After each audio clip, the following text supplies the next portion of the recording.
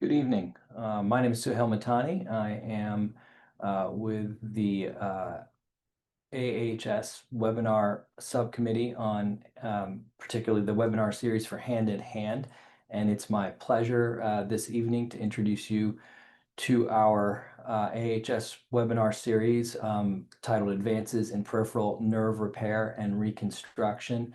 This will be moderated by Dr. Michael Neumeister.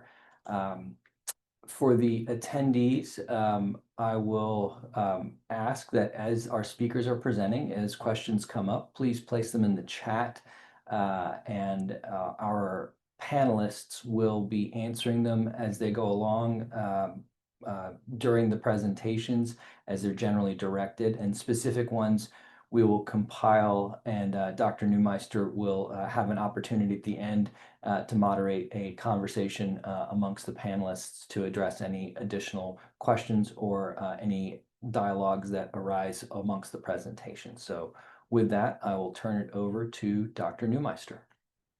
Alrighty, thanks everyone for being here. This should be a fun evening. Hopefully it generates a little bit of discussion, questions and such.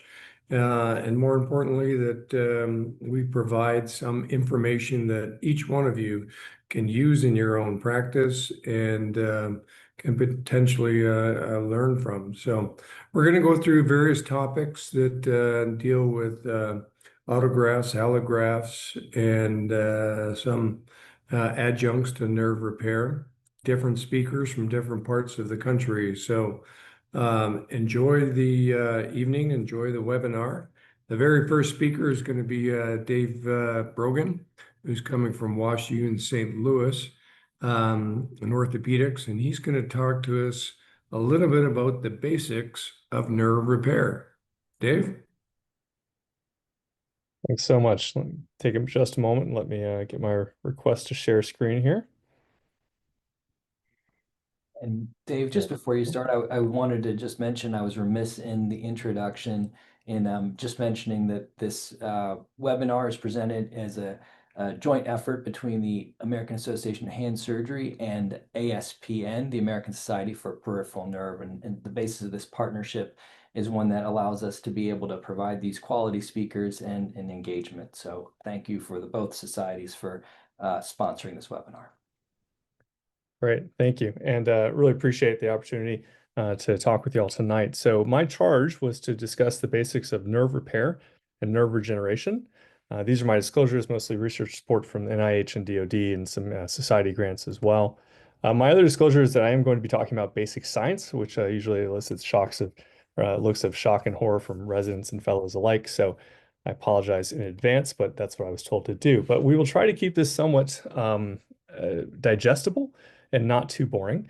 The three things I want you to remember from this, if nothing else, is kind of these 3 points. 1, injured nerves are hungry.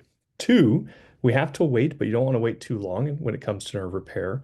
And then 3, when you fix it, you just need to do a good job and keep to the basics. So why is your injured nerve hungry?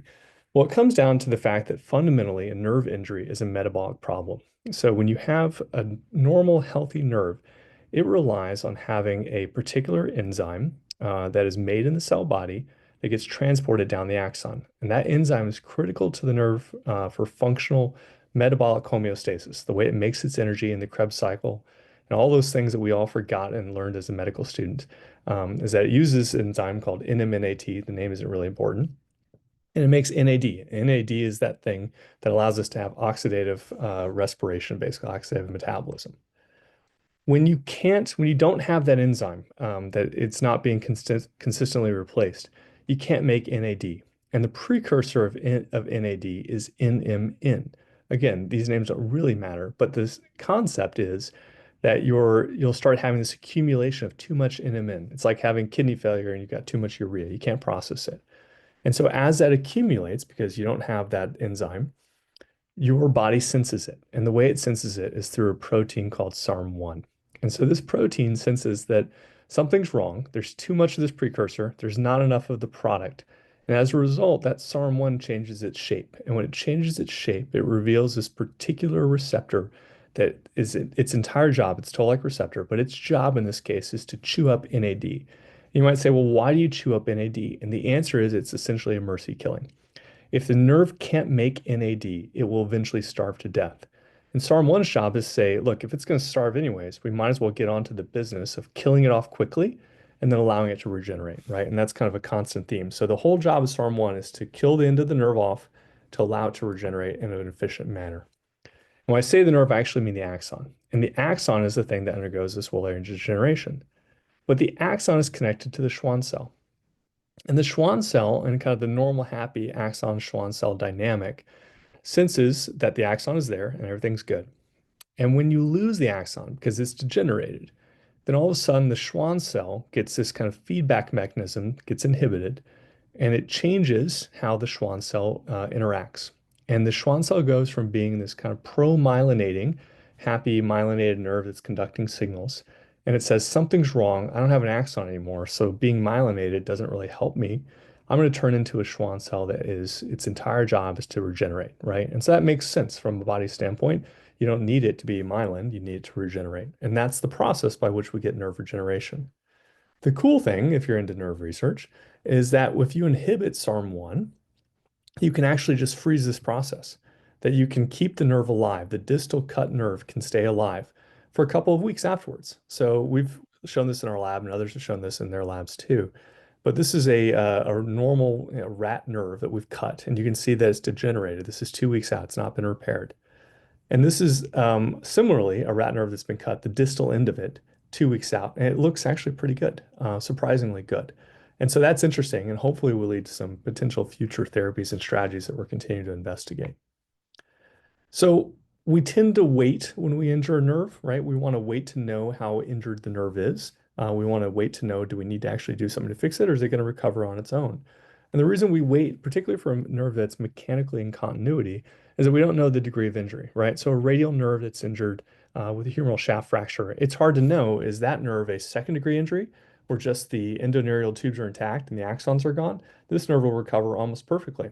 Or is it a fourth degree injury? This nerve is trashed. It's never going to get better, and you need to cut this out as soon as possible. But it's hard at this moment to judge, is it a second, a third, or a fourth degree injury just by looking at it, unless you know that it's cut.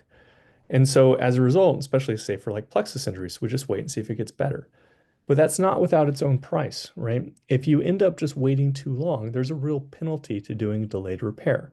A number of investigators have shown in both animal models and more limited in human investigations that if you have a delayed nerve repair compared to an immediate nerve repair, you will have fewer axons regrowing, fewer motor neurons that will recover as a result of that. So if you know that the nerve is out and you know that you're going to do a repair, you'd rather do it as soon as you possibly can, because waiting actually leads to a decrease in the ability for the nerve to recover. And that's probably related to the fact that when you have a fresh nerve injury, there's a whole cascade of inflammatory response to that Schwann cell when it's turned into the pro-regenerative type. That Schwann cell sends a bunch of signals through a number of transcription factors and tells the nerve and the cell body and the proximal and distal ends, hey, come and fix this. And that signaling is what you really need. You can actually recapitulate that by giving exogenous inflammatory cytokines like IL-10 that people have shown that can actually improve the recovery of the nerve by giving kind of that good inflammation. But we know that if you have a proximal nerve end and you're trying to repair this 4 months out, both the proximal nerve end will not regrow as well, and the distal nerve end will not be as receptive. So in both counts, it's not going to be as happy and as healthy and as good as you want it to be. But the question is, where is that kind of sweet spot? That when is it too late where you start seeing detrimental effects of waiting on a nerve to try and recover before just going in and repairing it or cutting out the neuroma? And the answer is probably around a month. There's probably a golden month or so that we have an opportunity to get similar results. If we wait beyond that, say to 3 months or 6 months, we have a decreased recovery in the motor neurons. Similarly, with muscle, the muscle is not as good either. So this is muscle that was repaired immediately, and then they followed it for 6 months, and it looks pretty close to the control. This is muscle that underwent a delayed nerve repair, and they followed that out. And that muscle doesn't look nearly as organized or as healthy as a control muscle. So you pay for it in both nerve and muscle. Not to mention, nerves don't recover at the same rate. So I think of this as like a road race. I'm a runner. And there are the Kenyan elite runners that start regrowing and are out at the front of the pack, and they start regrowing very quickly. Then there's kind of the rest of the nerve that tends to kind of follow in a normal distribution, basically. And it's brought up by the dad bods in the back with the jogging strollers and such, and they will kind of come along later. And that's why you get those polyphasics when you have a nerve recovering. You get a polyphasic signal because of that staggering recovery. And then this is a little bit unrelated, but also fascinating in that we know that older patients and older animals as well don't recover nerves as well. And when they've looked at this as to why that happens, it's actually probably related to the fact that they don't degenerate as quickly. So this is a nerve that's been cut in a young mouse, a nerve that's been cut in an older mouse. And what they found is that the young one starts undergoing willar degeneration very quickly. The older one has a delay in that, and it almost looks like it's not even been injured. And that's probably because it hasn't started the necessary degeneration, hasn't gotten to the killing off, which would allow it to get to the healing, basically. It's the thing that hurts you is the thing that you need the most, basically. Interestingly, we can exploit this by also utilizing SARM blockade because when you separate out the inflammation and the mechanical insult, it actually leads to less pain. And so this might be an avenue for treating neuropathic pain in the future if we can somehow delay that degeneration or inhibit that inflammatory response. Maybe we can treat the neuropathic pain that is associated with nerve injuries. And that's an avenue of investigation that we're very interested in the lab. And so finally, how do we fix it? Well, we do all the things that you've been taught with nerves and with microsurgery in general. And there's a couple basic principles. One, get out of the zone of injury. So resect to healthy extruding fascicles, get a good looking nerve on each side, cut out the scar tissue, have that get to the point where you see the kind of intraneural pressure pushing those fascicles out and you know you have good nerve. Two, you want to minimize tension as much as possible. A little bit of tension is okay. Every nerve has some amount of resting tension. It's impossible to have a nerve repair without that. But as you have increasing amounts of tension, you have decreasing amounts of axons recovering. And you also have decreased vascularity to the nerve, which will inhibit your overall functional result. If you're worried about rupture and high tension can lead to rupture, it has been shown that you can potentially decrease the amount of rupture, the incidence of rupture, by utilizing conduits or wraps of some sort and splinting the nerve to try and offload that tension and spread it across a larger surface area of the nerve as well. So that is a potential strategy if you're trying a primary repair. You can also use more sutures. So suture numbers increase the tensile strength of the nerve. Importantly, fibrin glue does not. So don't rely on just the fibrin glue in kind of a higher tension situation to rescue you. It goes away pretty quickly, and that's important to bear in mind. So what's on the horizon? Well, we're going to hear about some really fascinating things from the other panelists, and so I won't go into too much detail because I'm sure they'll explain it better. But I think that the things that I'm interested in over the next several years is kind of the immune modulation. How do we alter the inflammatory response to give us a better repair but not as much pain? I think that there are already studies ongoing. I know there's studies ongoing with electrical stimulation. I think we will get more data about that and its efficacy in the next year or two. So I'm excited for that. Magnetic stimulation may hold some promise as well. I think we'll see conduits that are used as ways to kind of dope nerve repairs with different growth factors or nanoparticles or give us guidance channels. And I think we'll see some more alternative repair techniques, whether it's laser assisted with polymers and light activated photopolymers or nerve tape, these micro hooks. I think we'll see different ways to try and repair nerves, which would also be interesting. But my take home points for you tonight really is that nerve injury is fundamentally a metabolic problem that's due to the loss of the axon, the distal axon with its cell body. SARM1 is in charge of killing off the nerve so it can get to the business of healing itself.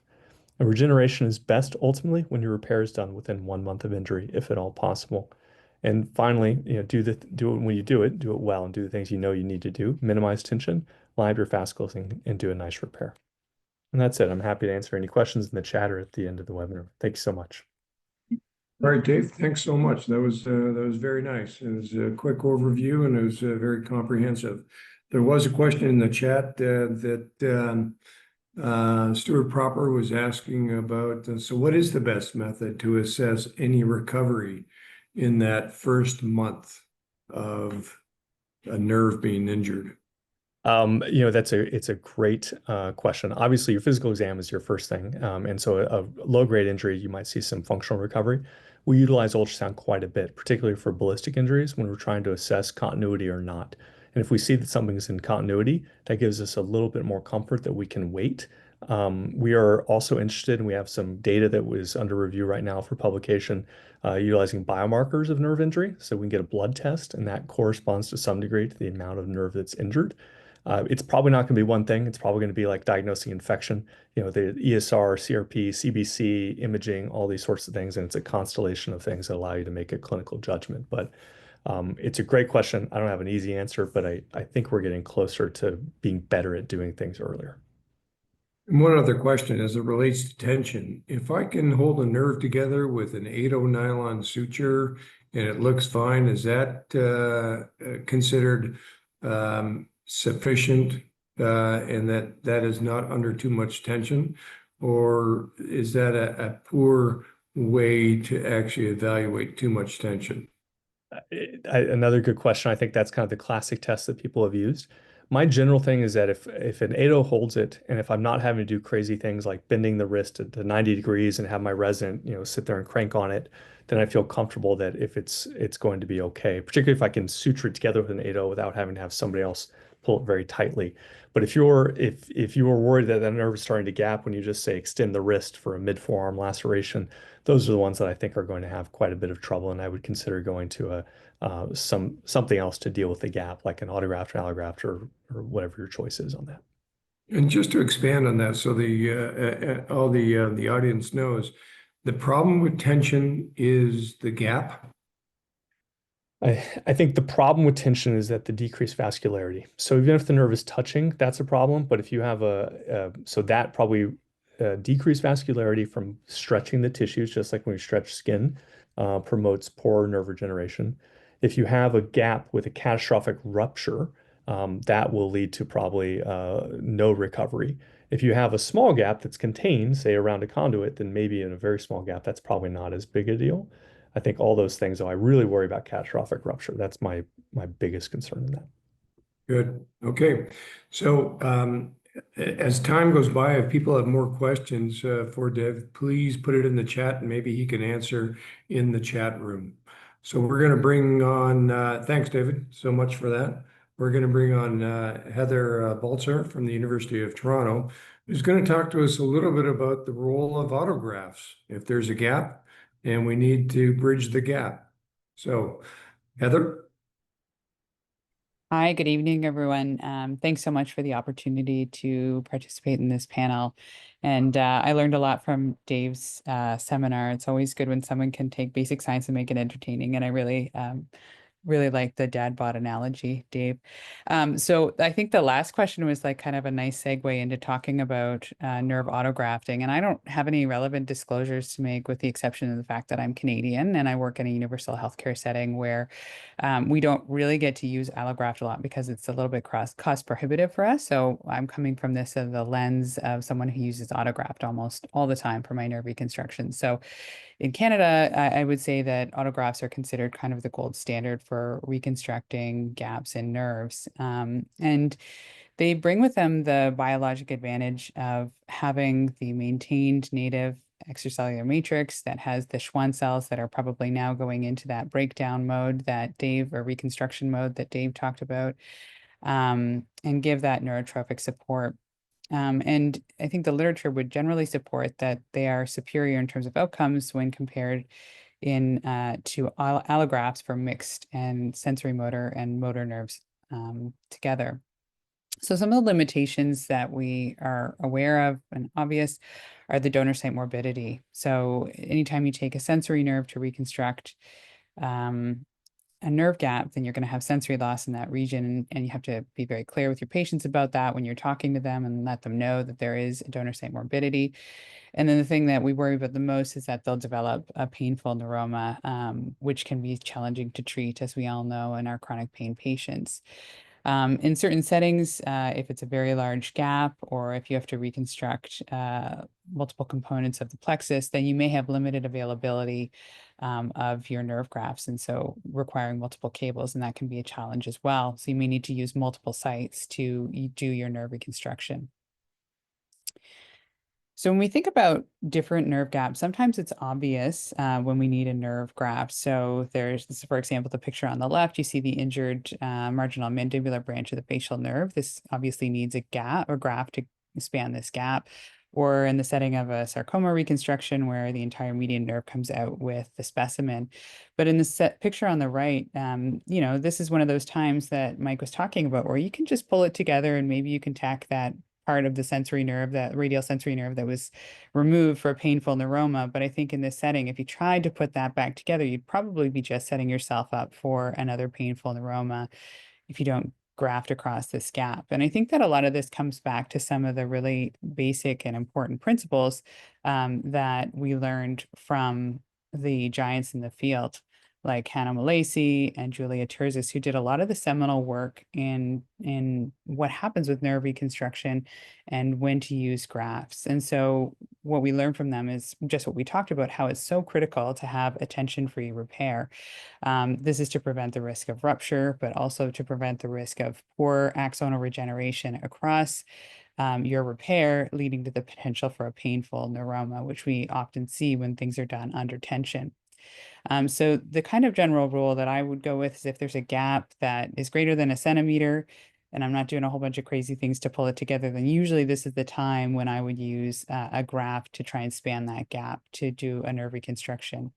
We also know that trying to use shorter grafts is important for having better outcomes, because the longer the graft, and generally the rule that we think of based on Dr. Terzis' work of about 6 to 7 centimeters, when it gets longer than this is when we start to see poorer outcomes for our grafts.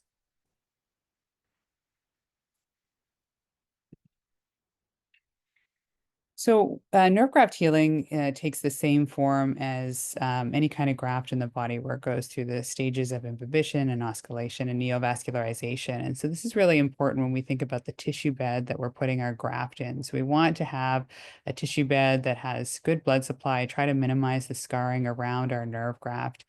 And if you're reconstructing a larger diameter nerve where you're using multiple cables, you want to be mindful not to create a construct that's really large in diameter, because this limits the ability to revascularize the internal portion. So you want to format your graft like you see in the bottom right, so that each part of that graft can revascularize. You don't get a central necrosis, which will limit the ability for the axons to regenerate across your graft. So we want to create a construct that will support axonal regeneration across and act like a conduit and take advantage of the Schwann cells that are there to try and guide that process. But it's really important that those Schwann cells regain vascularity in around 7 days. And so it's important to consider that bed when you're putting your nerve graft together. We also have to think about how the nerves will, or the axons will be able to recover across the graft, and that we lose a significant proportion, at least 50% of our axons that are recovering across the graft. And there's a huge amount of axonal drop off just at the repair site itself. But then as those axons are trying to regenerate across the nerve graft, depending on the length of the nerve graft, we'll see more and more attrition of those axons as they try to generate across. So even when we do a really technically perfect repair, we'll still see incomplete recovery because of these barriers that the axons are facing as they're trying to recover. Other things you want to consider are the gap length. And like I said before, a larger graft will lead to poorer axonal regeneration. This is based on really important work done back in the 70s and 80s. Timing is an important factor, as we all know, and Dave kind of touched on this. The earlier we can get to any kind of reconstruction, the better outcome we'll see. Having the tincture of youth on your side or on your patient's side is always a really good thing, and has an important beneficial factor in nerve recovery.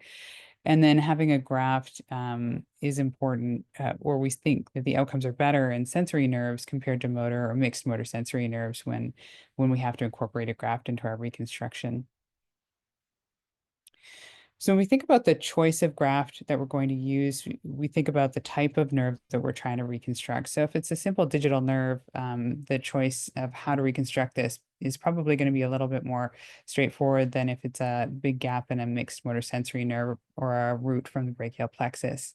The size of the gap also factors in, because it'll tell us how much nerve graft we need, and the diameter of the nerve or the size of the nerve also tells us how much nerve we'll need if we're going to do multiple cable grafting. And it's also important to engage the patient in this discussion, because they'll be living with the donor site morbidity, and if there's a choice to be had, then it's good to engage them in that choice making. Sometimes there's not a lot of decision making, and you just need to use a big long sural nerve. So in terms of the options that are available, when you think about matching your nerve to what you're going, your donor nerve to what you're going to reconstruct, it's nice to try and match the vesicular number or the axonal number to what the nerve is that you're trying to reconstruct. And so just having a general sense of which nerves have a higher axon count is kind of important. So the LABCN seems to have a higher axon count when compared to things like the MABCN and the sensory portion of the radial nerve. But the length isn't necessarily as great as what you can achieve from the other two nerves. Posterior interosseous nerve, the distal component, is something that I reserve only for non-critical sensory areas in digital nerves, but can be something that has very low donor site morbidity when you're doing those reconstructions. But the workhorse in a lot of what we do in nerve reconstruction is the sural nerve. And again, this has a pretty high axon count proximally. It drops off somewhat distally, but from these nerves, from the sural nerves, you can get quite a bit of length, which can be very helpful when you have to do cable grafting or reconstruct larger segments of nerve. In terms of technical considerations, just like Dave mentioned, we always want to try to cut back to healthy nerve. I like to do this under the microscope. Often we're doing it in a delayed fashion. And so you can get a sense of where those healthy fascicles are and also looking at the blood supply at the end of the nerve. Having a tension-free inset in a minimally traumatic way is really important. And then trying to do fascicular alignment, especially in the setting of a mixed motor sensory nerve. So what the image that you're seeing here is the distal ulnar nerve, and this was broken down into the motor and sensory components. And then these were grafted across individually, and then using 2 cable grafts for each of these to try and allow for matching of the diameter of the nerve. When you're harvesting the nerve, it's really important to use a gentle technique in harvesting your nerve so you don't really traumatize your nerve graft. And the idea, the concept of reverse orientation is really important as well to minimize the amount of axonal loss that you might get by offshoots of the nerve. So by reversing it, you're reducing the amount of axonal loss. Just like I said earlier, you want to try and keep the mid portion of your nerve graft kind of free so that it's easier for it to revascularize, and really only use the fibrin glue at the ends where you're going to be sewing your construct into the gap in the nerve. And when you're measuring your nerve, you want to account for about 10 to 20% shrinkage when you cut your nerve, your donor nerve, and when you cut it into segments so that you don't end up bringing your construct into the defect and finding that it's short and you have to do your nerve graft repair under tension. You want your nerve to be inset with no tension at all. And one last thing that I'll talk about is vascularized nerve grafting. And I can't say that this is something that makes up a huge part of my practice. I think I've done this 1 or 2 times in the last 10 years. So it's not routine for all brachial plexus reconstructions, but it's worth highlighting because it does have a role. So this is something that you can use when you have a large gap in your graft, or large gap that requires a long graft. So greater than 10 centimeters, you might want to think about using this to allow for a vascularized graft that won't have that central necrosis and help with axonal regeneration. And if you're in a bed that has a lot of scarring from either prior surgery or radiation, then this is something that you might want to consider because it will help to bring its own blood supply and prevent having significant scarring or necrosis of your graft. But in a standard fresh injury, typically we would use a standard cable autograft. There aren't a lot of controlled comparative studies to, create evidence for this, but I would say that these are kind of the rules around using vascularized nerve grafting.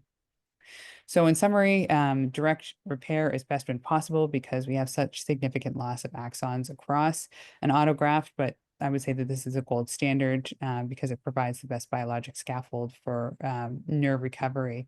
Like I said, we do have significant attrition of our axons across grafts, and so you have to be aware of that in thinking about your outcomes.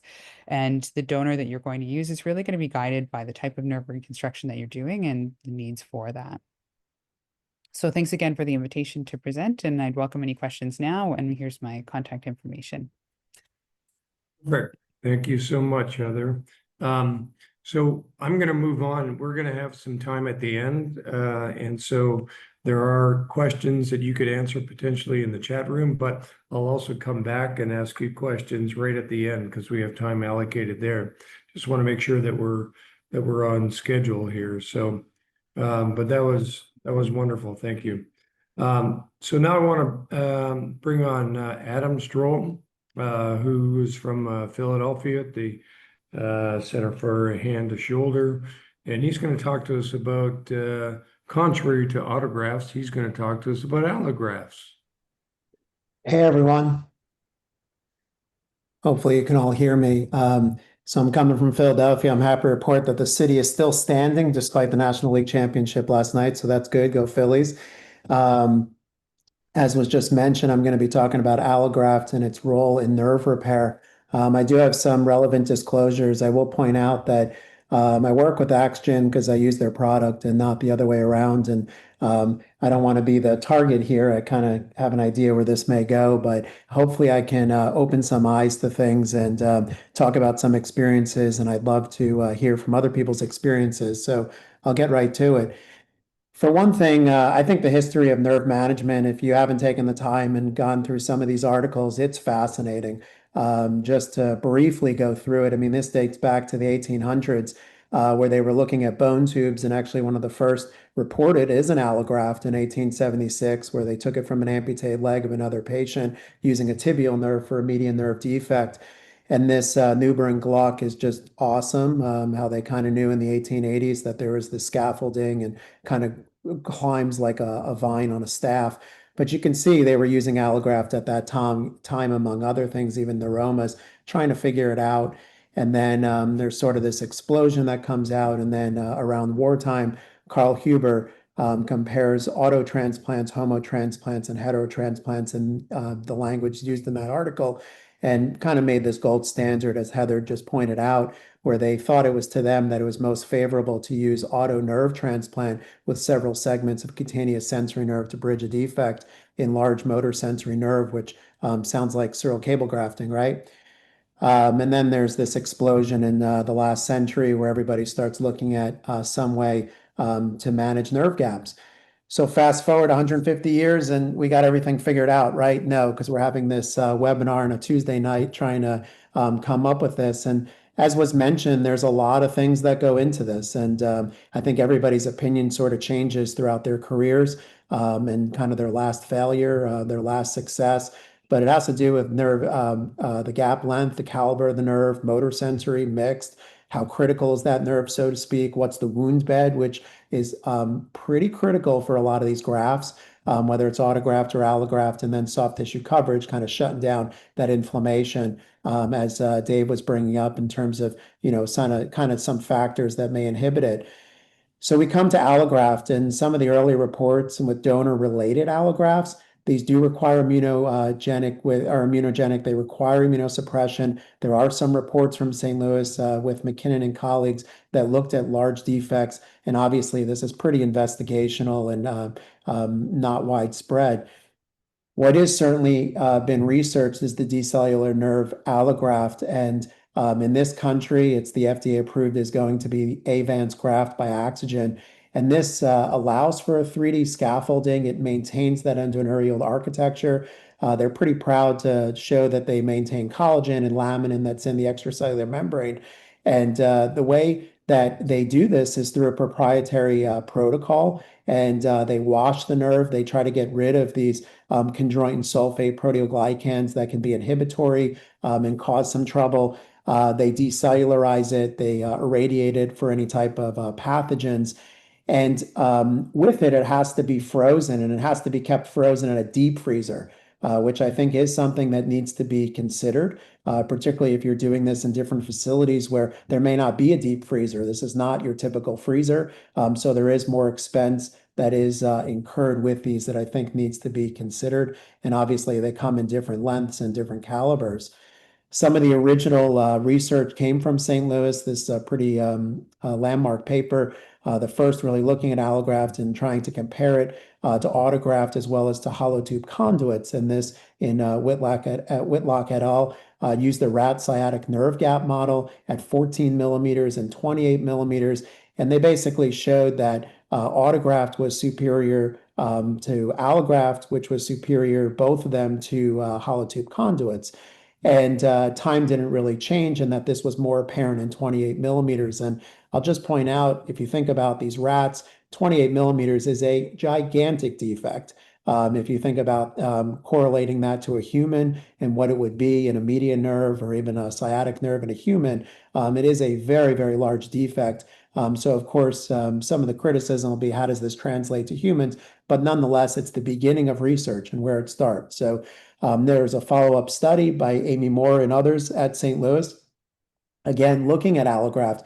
And this is a pretty elegant study in terms of harvesting the nerve allograft. Some of it is autograft, which is referred to as isograft. This detergent process is basically washing it and bringing it through methods on site at the time, which can be difficult, obviously, in a real life scenario to do it in your patient. And then they took sciatic nerve and they sent it off to Axogen. Axogen processed it per their protocol and then sent it back to St. Louis. There was a cold preserved and then there was a hollow tube silicone conduit. And they looked at multiple different things for this: isometric force, muscle mass, specific force, nerve counts. And in terms of what they found was that all the acellular nerve grafts performed better than hollow tube silicone conduits. In terms of nerve fiber regeneration, they found that detergent processed allografts were similar to isograft, and then that followed by the Axogen processed and the cold preserved performing not as well. And with muscle force at 16 weeks, they found similar findings that reflected the nerve fiber regeneration. And then as this became approved and people started using it throughout the country, there were more and more articles coming out, and you can see most of these are going to be in sensory nerves. These are obviously very brief. We're not going to spend time going through all of them, but you can see that overall people are reporting good to excellent outcomes. People are liking it better than hollow tube conduits. As you could see, the Rabia et al. In 2019 showed that the were similar results, showing that it worked as well in terms of 18 and 14 millimeter gap length, but there was over a quarter failing of hollow tube conduits. So overall, people are using it more and feeling more comfortable with it and getting reasonable results. And then, of course, came the Ranger trial, and this was a multi-center trial with 12 study centers between 2017 and 2010. And these were pooled data that were collected and then basically analyzed. And overall, in this study, they found that the mean gap length was 32 millimeters. And most of these are digital nerves, most of these are sensory nerves. And they wanted to look at meaningful recovery, which I'll sort of mention at the end of the BMRC. So meaningful recovery is going to be a sensory 3 or 4 and a motor 3 or 4. We know that we should not be reporting M5s with reconstructive nerves, and I'll save my comments for that at the end. And overall, as you can see, the comparison between them, as the nerve length increased, the percentage of meaningful recovery decreased, which is not surprising and kind of what we knew from autograft as well, based on what Heather just presented. And then there's the Ranger 2 study that came about a few years ago, was finally put together, pooled and published. So this is between 2008 and 2018, basically doubled, almost tripled the amount of study centers, a lot more repairs, started looking at some lower extremity and a few head and neck. And overall, again, looking at meaningful recovery, they found that 82% of them met the criteria of S3 or M3. And that, again, these are mostly digital sensory. We can't spend too much time going through this study, but I think overall, the highlights for me are in these red boxes. So if you start looking at trends, obviously, I think absolute numbers are difficult to make out within nerve studies, because no two nerve injuries are the same, no two surgeons are the same, no two repairs are the same. But overall, you start seeing some trends. So certainly the shorter ones are doing better. And as you start getting more length, just like autograft, things start becoming not as successful. Doesn't mean that you can't have a good outcome, but the rate of that or percentage of that is decreasing. In terms of revision rate, you could see there's about a 3% revision rate. Most commonly is going to be neuroma or infection with it. And the gap length, once again, was about 24 millimeters. I really like this study. This was a study that came out a few years ago, and it was to think about the idea, kind of food for thought. everyone talks about, well, more fascicles, as Heather said, in terms of you should think about where your autograft donors are and what the nerve count is. So how do cable grafts compare to a processed nerve allograft? And basically what was done was they looked at putting a nerve reconstruction together using those methods versus native nerve. And then they looked at the non-fascicular area versus the fascicular area. And it is pretty eye-opening and something we may not think about very often, but overall, you can see that the processed nerve for the median ulnar nerve versus cable sural nerve autograft shows that the fascicular area is larger in these larger processed nerve allografts, as opposed to these cables, which have a lot more non-fascicular area, this interstitial tissue, this connective tissue that's around. So just something to think about in terms of, how you do these and how you put them together and what you want your nerves to go through. And then, of course, this brings it to this war, this battle between allograft and autograft. And I don't think I'm going to be answering that today, nor do I want to be sacrificed in this. But there is a good systematic review, meta-analysis that looked at as many studies as they could, and they were able to pool from 35 studies. They looked at 670 autograft repairs, 711 allograft repairs, and 178 conduit repairs. And as you would expect, you can see that before it was approved by the FDA, there are no allografts studies. Those are before 2000. They're only going to be autografts. And then as the years go on, there's more. And since this article, there's certainly more that have been published. And what they looked at was meaningful recovery again for sensory and looking at it. And, again, just I think the bird's eye view and kind of comparing the data, you can see, I think the most important thing is that it just performs similar. It's not, beating the snot out of one versus the other. You can just see that they are reasonable choices. Allograft and autograft are performing better than hollow tube conduits. If you look at short gap versus long gap for sensory and motor, again, you can see the long gaps don't perform as well for both.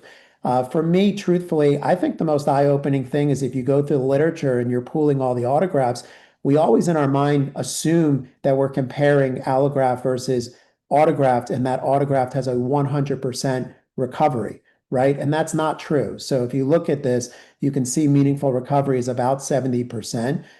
So that's sort of the benchmark that you kind of want to say, okay, I want to do as good. We want to do better, but we're not looking for 100%. And I think that's something that it took me a while to think about. There is no perspective. Yeah. I'm gonna have to call you Oh, So I'm gonna have to stop you, and we're gonna move on to the next speaker, if that's okay. There'll be time for questions at the end there. All right.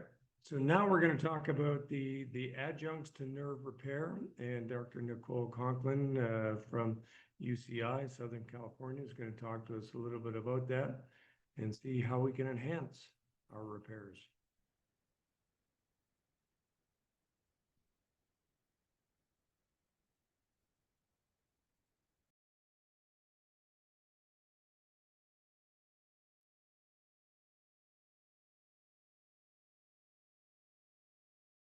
Great.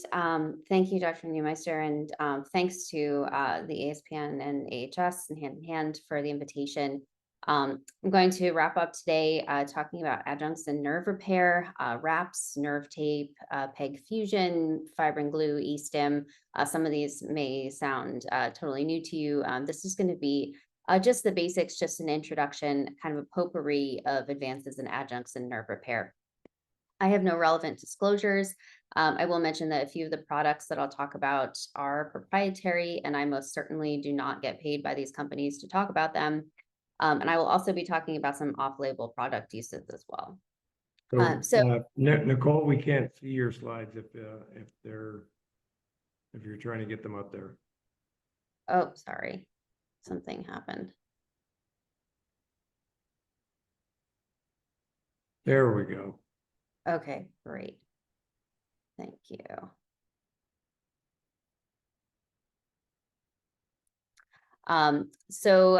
Briefly, just want to do an introduction with a history of early modern nerve repair, just to kind of give you a perspective of where we've come from. So as we know, before the 20th century, there was fairly poor knowledge and conflicting beliefs regarding limited surgical treatment. And to the right, there are some examples of some 19th century nerve repair techniques, which are creative to say the least. And a lot of that was related to the more rudimentary understanding of nerve structure and biology, as well as conflicting philosophies on surgical treatment, leading to slowed innovation and impeding surgical management. And many believed that either nerve regrowth was impossible or that you didn't even need to collapse them in order to have nerve healing. But in the late 1800s and onward, there was this rapid growth and innovation in surgical management of nerve injury, even before World War I. And as we know, during times of war, there's always a burgeoning of surgical discovery. But I think it's important to note that, what is old is new again. A lot of the ideas that were talked about by some of these early innovators in nerve surgery, while they have new refinements as we've learned more about the biology of nerves, they do seem to have a renaissance in a certain way as we try to come up with ways to improve and enhance our modern nerve repairs. So as I mentioned, we've come a long way. Even 100 years later, many of the fundamentals of nerve repair remain the same as those that were pioneered at the turn of the century, but we do have a much more sophisticated understanding of the nerve biology, like Dr. Bergen was talking about earlier, that allows us to innovate new technologies and to bring nerve repair to new heights. So this basic science of nerve growth and regeneration is going to influence our surgical treatment. And this increased understanding of biology of peripheral nerve regeneration leads to improved techniques, refined rehab protocols and surgical options, and then development of adjunctive technologies that will facilitate axonal regrowth and enhance regenerative potential and potentially prevent complications.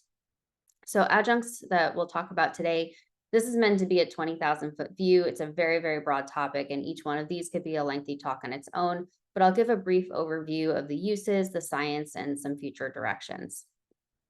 So first I'll talk about nerve wraps. I think a lot of people are familiar with these. These are biocompatible materials that are natural derived or synthetic that are intended to either relieve tension from the repair, shield the repair from any potential scar tissue formation, perhaps guide and enhance the nerves as they're regenerating, or a combination of all of the above. And this is not a new concept. As I mentioned, those early nerve innovators variably advocated for their use. You can also use them in chronic compression neuropathy, not just at the time of repair. There are also autologous options, not just off the shelf. You can use vein grafts and adipose fascial flaps. And Wang and Chung described the characteristics of the ideal conduit or wrap, which is biocompatible, it's biodegradable, it's permeable enough to allow nutrient flow, and it's flexible enough to allow movement, but not so collapsible as to potentially impede any nerve growth. So nerve wrap materials, there's only a few materials that have been approved for human use, but there are many, many others under investigation. Common biologic ones include collagen, chitosan. There's a chitosan nerve wraps illustrated in that hand replant you see on your right. Porcine, SIS, amniotic membrane, and hyaluronic acid are gaining in popularity. And there's also synthetic options, including PGA and PCL, which are suture materials. Silicone has certainly fallen out of favor, although it's very inert. It generally does need to be removed. So again, goals would be to protect and reinforce your repair, provide some architectural support that allows the axons to grow and guide them along their way, prevent any potential scar tissue formation, and also with some of these products, they might provide local trophic factors to encourage repair and regeneration. And there are investigational nerve wraps, including drug delivery of drugs like rapamycin and tacrolimus that have been shown to enhance axonal regeneration. So there are considerations, certainly, as we talked about the material of choice, the length you might need, as well as the diameter, potential cost, adverse reactions. There are certainly some case reports and case series in the literature that caused implant extrusion or requiring implant removal. you may know that you need to go back and need to do a future reoperation or revise if you're going to use an autologous option, thinking about donor sites. So one of the major goals of these is to try to prevent scar tissue formation. So are they effective? So this is a systematic review of scientific rat models. It looked at 15 original articles describing 23 different materials or material combinations. Again, this is just basic science literature. And the upshot of this study was that it showed they may have a benefit. 21 out of the 28 studies, or 75% of the intervention groups, did show some improvement in scar tissue formation. But because the studies are too heterogeneous in what they used and in their outcomes measurements, they're not really able to be quantitatively compared. And the clinical evidence is sparse and inconsistent. And so, as we know, we need further study to quantify any added benefit and define if there's any advantages of using one type over the other. A related animal is the connector-assisted repair. So the connector-assisted repair is intended to improve quality of your repair and therefore improve outcomes. The connector creates a barrier to axonal sprouting in theory. It's also going to prevent over-tightening of your repair because you're not suturing directly at the coaptation site. And therefore, you're also reducing the suture burden by keeping them away from where the nerves are touching. We know that connectors improve repair quality. Studies looking at experienced versus naive surgeons show that they essentially flatten the curve in terms of quality of the repair. And this systematic review attempted to answer the question as to whether they improve clinical outcomes. So this included 25 studies that were able to evaluate the sensory recovery and 62 studies that were included for sensor-related complications and revision. And they found that connector-assisted repairs had significantly greater meaningful recovery, S3 greater than or equal to S3, and a significantly lower rate of cold sensitivity in connector-assisted repairs. Of course, further study is needed to look at any broader clinical applications. So next I'll talk about nerve tape. This is a sutureless nerve repair device that's really taken the nerve world by storm. It's a porcine SIS backing that has embedded micro-nitinol hooks. You can see the picture on the right, how small they are. And they're intended to distribute the repair tension evenly and take that away again from that site of coaptation. And there have been biomechanical studies which show equivalent or better strength compared to your standard suture repair. So their animal models that they published looked at direct repair, connector-assisted repair, and their nerve tape in a rabbit tibial nerve model, which they then sacrificed and evaluated at 16 weeks. They did histological evaluation of the scar and regeneration capacity, and they were found to be equivalent among all three groups. And they also did nerve conduction studies, which were significantly higher in the nerve tape group, the velocity compared to direct repair and connector assisted. Also, surgeon usability, as you might imagine. This is another technique that's meant to flatten the curve. So this was a cadaver model that compared direct suture repair and nerve tape repairs in cadaver upper extremity nerves, comparing experienced surgeons and trainees. And as you can see, time to repair, as well as quality of repair, are all improved in all groups. So clinical data is still in the pike at the moment. There are some early studies which suggest, as you might expect, faster operative times and improved repair quality and possibly improved results, although this remains to be seen. Additional studies are going to be required to really understand the long-term results and potentially long-term effects of use of these products as the collective experience grows. I'll show you a couple of my quick cases. I do find as a hand surgeon at a busy level 3 trauma center, nerve tape is a particularly useful adjunct in my practice with complex trauma cases that come in the middle of the night with multiple nerve, tendon, and vascular injuries. So this is a unfortunate young patient who came in with a proximal volar forearm laceration after punching glass and essentially lacerated every single volar structure in the forearm and had a dysvascular arm. So among all of the other things that we had to repair, we did multiple repairs of the nerves, including ulnar median, AIN, and the LABCN. And so this is a quick video of a trainee doing their very first nerve tape repair. I've turned off the sound so you don't hear me freaking out about how they're handling the nerve. But you can see that it's got a pretty quick learning curve.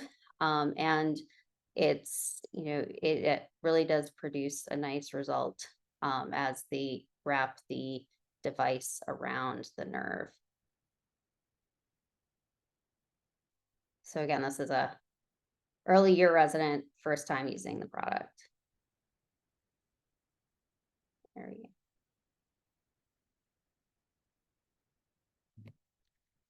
It's also useful in nerve transfers and free functional muscle transfers. This is a patient who's a 21-year-old right-hand dominant male. He presented late after a pan plexus injury in a motorcycle accident. He was delayed, so he had a prolonged rehab for a TBI. But as he came to clinic, he had no clinical or EMG evidence of left upper extremity recovery. So we just moved forward with free functional muscle transfer for elbow flexion with coaptation to the spinal accessory nerve. Again, using the nerve tape. We were able to, because we're behind the clavicle there, it's because we're working in a hole, it's a little bit difficult. Technically, the nerve tape really does make that a lot easier. And this is the patient 6 months post-op. He's starting to get some motor recovery of his grafted muscle. So moving on to fibrin glue. Again, this is not quite new, but its use in nerve repair was first described in 1980. It can be patient-derived or it can be off the shelf, which is technically an off-label use of the product. It is biocompatible and resorbable. It can be used alone or to augment a suture repair. And it can be also used to create an easier form of cable grafting. So this is a technique that uses fibrin glue to cable the nerves together before coapting them. And then you're able to suture your epinurium of your recipient nerve to the fibrin glue shell that you've now created, using this cutting device to make sure you have good, healthy nerve ends.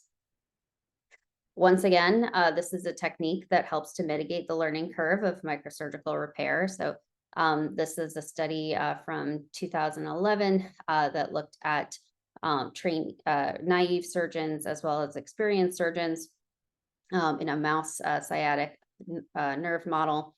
They evaluated the time for their repair as well as then the histopathology at 3 weeks. And as would be expected, the time was much faster for both groups.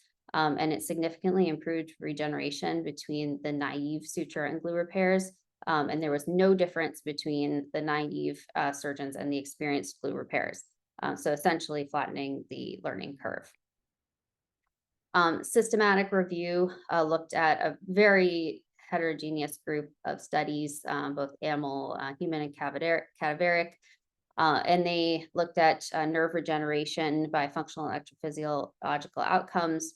They seem to be similar, and as expected, repair times are shorter for fibrin glue. And as was alluded to earlier, fibrin glue alone is associated with lower strength and has higher rates of dehiscence, but no dehiscence was noted when this was combined with just 1 or 2 sutures. And this is a case of a patient who had a traumatic perineal nerve stretch injury with no recovery at 9 months and was found to have an aroma and continuity on exploration. This was resected and repaired with cable grafting, and you can see the augmentation with fibrin glue. So the last 2 things I'm going to talk about are kind of on the horizon and are definitely going to be seen as a force that will change nerve surgery. But I'll just give you a quick introduction to the science. So PEG fusion is the application of a series of solutions that includes polyethylene glycol, which we all know and love, during acute nerve coaptation to disrupt the normal pathway of volar degeneration. So that normal pathway that's supposed to occur, this disrupts that from happening, so that the nerves can begin to heal right away, and it prevents dissolution of that distal axonal cytoskeleton.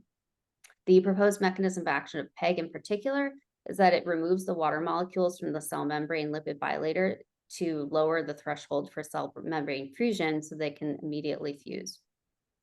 And when you combine this with neurorrhaphy, you get rapid healing of cell membranes, immediate recovery of compound action potentials. This is the proprietary protocol for how this is completed. And again, an electrophysiologic and morphologic and functional evidence shows immediate beginning of recovery and then very accelerated recovery after PEG fusion. So the future, as I mentioned, animal and early clinical studies are showing a lot of promising results with little to no adverse effects. Again, it's a pretty safe material, this low risk with high potential for reward, and there are at least 2 active clinical trials ongoing that are enrolling sites and patients. The industry trial is entering phase 3 right now and is enrolling sites. And then finally, I'll talk about electrical stimulation. So electrical stimulation at a low frequency for an hour at the time of nerve repair has been demonstrated to show improved recovery. And it appears to do this by upregulating key neurotrophic factors that are essential for nerve regeneration. But how does it work? The way it works, we believe, is that it stimulating at 20 hertz for an hour increases neuronal cyclic AMP, which then accelerates and upregulates all the neurotrophic factors and their receptors in neurons and Schwann cells. And they will downstream increase expression of cytoskeletal and growth-associated proteins. And those critical proteins are BDNF and NT45, as well as their TIGA-RKB receptors.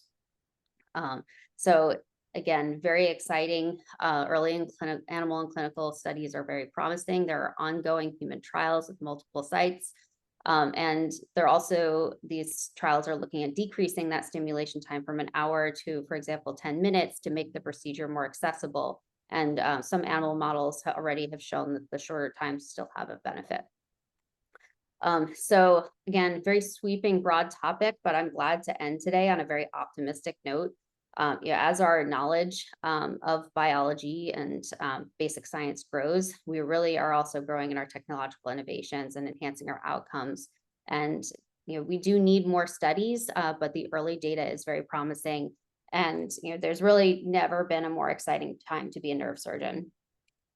Long list of references, but I really want to thank everybody for having me today to get to talk about these exciting advances. And also thank you to my team. I work with the best people on the planet. So thank you very much. Alrighty, thank you so much, Nicole. We are actually out of time. There are some questions, and I will leave it up to our host, Dr.